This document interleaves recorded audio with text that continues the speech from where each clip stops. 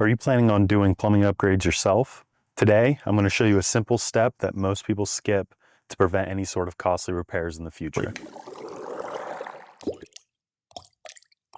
Hi, I'm Nate from Eco Plumbers, Electricians, and HVAC Technicians. Today I'm going to show you how to properly use Teflon tape to prevent any leaks or repairs in the future.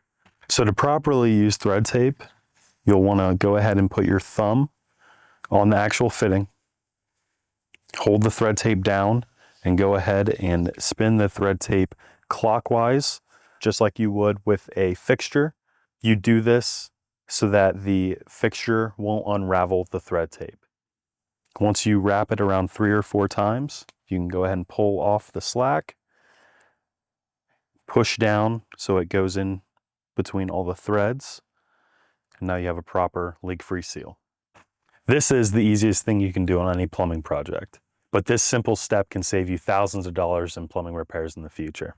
Hopefully this video helped you understand your home's plumbing system better. For more information, don't forget to subscribe to the channel. I'll see you in the next video.